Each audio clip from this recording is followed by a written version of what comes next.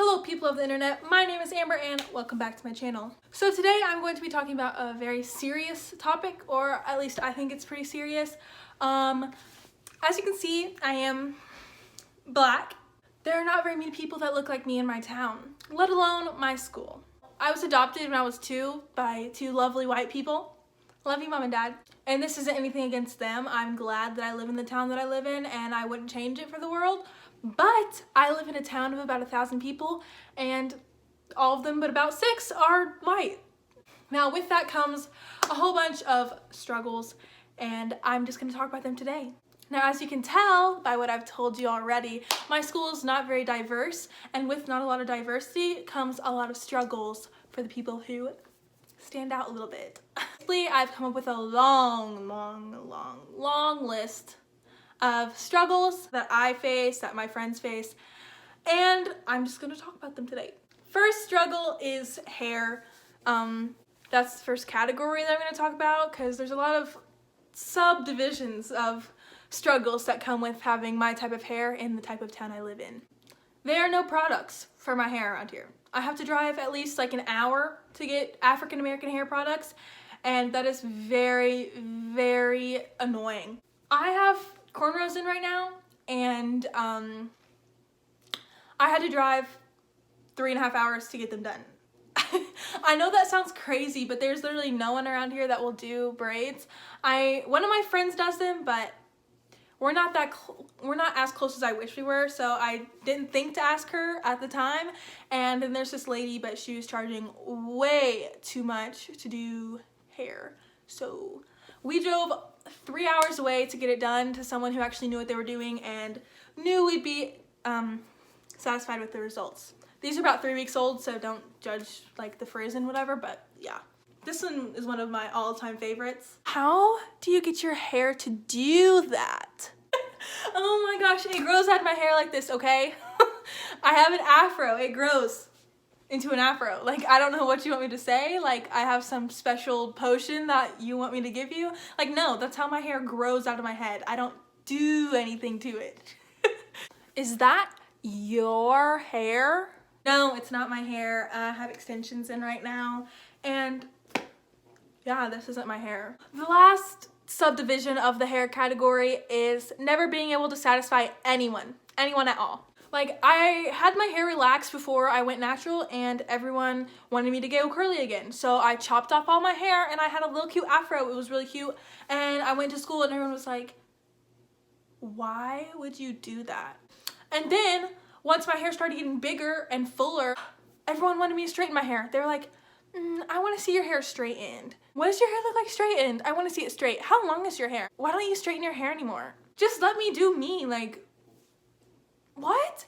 And then I was talking about taking these out today and people were like, why would you do that? Like, because it's my hair and I want to. Like, I don't know. You just can't ever satisfy anyone. So I think that's the last part I got about the hair besides touching it. Like, we all been knew that that's a struggle, having people touch your hair. But moving on is black stereotypes. I get a lot of questions about being black, and some of these include, you don't sound black. Can you dance? You don't dress black. Are those your parents? Yes, they are my parents, okay? Like, yes. So your birth parents were black. Well, I had to get black from somewhere. Like, and this one. Oh, this one just makes me that. This drives me completely insane. Can you twerk? Well, first of all, I know you're only asking me that question because I am black. And second of all, I'm not going to answer that question. If you ask me that question, I will. So just don't ask. Don't ask that question because you're not going to get an answer. Here's one struggle that literally just drives me insane. I have this problem all of the time. Like, I'm not even kidding. People literally will see me and see another black person and instantly think we're related. Oh my gosh, is that your brother? No, Sally. Is that random person over there your cousin? Probably. What goes through your mind that makes you think that just because someone looks like me that I'm related to them? No. Oh, or they think they're my boyfriend. Like, no, no, no, no, no, no, no, no. You're always the black friend. Like, all of my friends are white. All of them. Well, all of my friends that are girls are white. And, like, I'm just a black friend. I mean, that's not really a struggle, but, like, it's not the best thing just to be the black friend. Going along with being the black friend has a lot of individual struggles as well. Like, no, all boundaries are just out the door. Like, all of them don't apply anymore. Just because, oh, Amber's our friend, it's okay. No, no, it's not okay. It's not. One of those things includes asking to have the N-word pass. My sister literally came home yesterday and was like, so-and-so asked if I could have the N-word pass. And I was like, what the heck? The N-word pass? No, you cannot. Personally, I know it's different for everyone, but personally, I don't think you should say that word. You know what I mean? And people have said, well, it doesn't have the hard R, so it's fine. I'm like, no, it's not. It still means the same thing. And that brings me to the next struggle, which is getting used to racism or casual racism. I feel like my guy friends have it a lot harder at my school than I do because they have told me things that have literally made me like want to throw up that people have told them.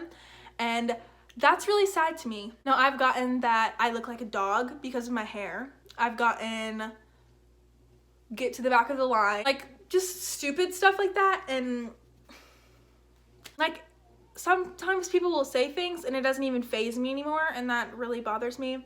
Like casually saying the N-word, that's not okay with me, and I've just kind of learned to ignore it after a while, and I should not do that.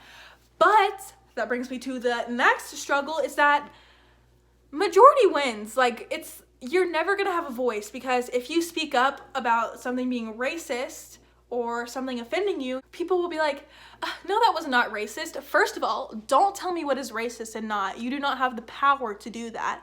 And second of all, what are you to tell me what I'm offended by? Like, sit down and just, or I'm too sensitive. Like, it was just a joke. It was just a joke. No, it wasn't. Not to me. Not to me. Okay, this is another large category that has a lot of subdivisions to it, and this is ignorance, just not knowing. This kind of has a lot to do with the getting used to racism part, but it's a little bit different because people are just dumb and they don't understand what they're saying. And yeah, one of the things that I get a lot is my friends will be talking about a scenario, just a normal scenario, and they'll go, okay, so I was walking down the street the other day and this black guy, then they will turn to me and go, no offense. That's not offensive to me. I mean, it might be to someone, but just saying black guy does not offend me. I am black. You are white. Those labels do not offend me. I should not be offended by being called black. And if you think being called black is offensive, that's a whole nother story that you need to deal with. And this, so this person was so ignorant that they wanted to say, Amber, I'm just gonna paint my skin black and get a perm so I can look just like you. What did you just say? What? No, that is the stupidest thing I've ever heard, and that is so racist on so many levels, and I had to explain to this person what blackface was, and it was just a whole ordeal, and I was like, just Google it. Google it. Like, I don't have time for your arrogant, ignorant persona right now in my life. Move along, please. Okay, me and my sister struggle with this a lot, and this is just like a common thing that we get called, and we get called, hello? We get called the whitest black girls I've ever seen. Now, whitewashing is a whole nother story that I don't really want to get into. Hello? Okay. But I don't like that phrase because I don't understand it. Like, I mean, I get the stereotypes and stuff, but I mean, I've grown up here my whole life. I'm obviously gonna act like the people around me to a certain extent, but I don't think calling someone the whitest black girl you've ever seen is good. Like, what does that even mean? And then here is my biggest pet peeve. A little backstory, I film football games, and there was this one game, and we were going to a school that was predominantly black, and I was getting off the bus, and all these football boys were all around me, and they were like, oh, Amber's finally about to get herself a boyfriend. And I was like, what? Just because I am black does not mean I'm going to pounce on every black man I see. No, that just because someone is black does not mean we are meant to be together, and that's really annoying and really aggravating when the first black person you see you think I'm gonna magically end up with. I've dated white people and I've dated black people, and both relationships ended horribly, so please stop saying that to me. Thank you. And now the last struggle that I want to talk about in this video is not being able to relate to black culture or not understanding it. I have done a lot of research on black hair, how to take care of it, how to braid, how to do all these things. I learned to do my hair like pretty quickly in my life because no one around here knows how to do it, and I had to figure it out on my own, and I had to figure out what products I needed, how to do it, and thank the Lord Jesus Christ for YouTube, because that's where I learned most of it. So thanks, YouTubers. Another thing is like black TV shows and things. Like, I watched Sister and I watched Everybody Hates Chris. Oh, and Fresh Prince of Bel-Air. That was a good one. But I barely remember those shows because when they were popular, I was so young, and my parents didn't watch them because they didn't really relate to it. And so I don't really know black TV shows and stuff. And also, this is one that aches my soul. Soul food. I've never had soul food. I mean, I've had fried chicken, but it wasn't like homemade fried chicken. You know what I mean? And I haven't had like greens or anything like that. I've kind of missed out on that part of my culture, and like living in a black church and things, like I just don't have that around me, so I just never grew up having that. Just said that, but yeah.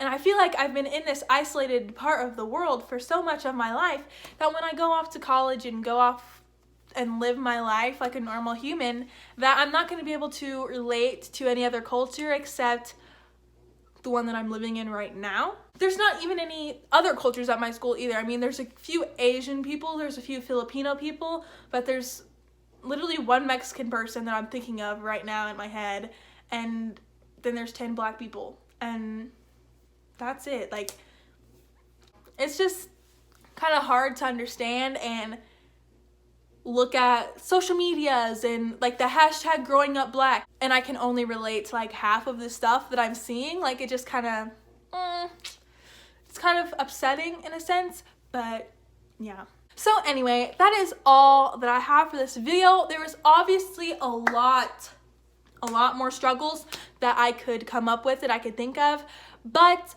that is all that I can think of right now to put into this video. But yeah, I hope you enjoyed. If you want me to make a part 2, leave a comment down below or follow my Instagram and DM me or something and tell me your struggles if you live in a similar town or similar situation as myself. And if you want me to make a video of racist things that have been said to me, or just things that people don't understand about black people in a white town, let me know and I will gladly do another video like this. If you enjoyed this video, go ahead and like, comment, and subscribe, and follow all of my social medias. They will be in the description down below, and I will see you in the next one. Bye!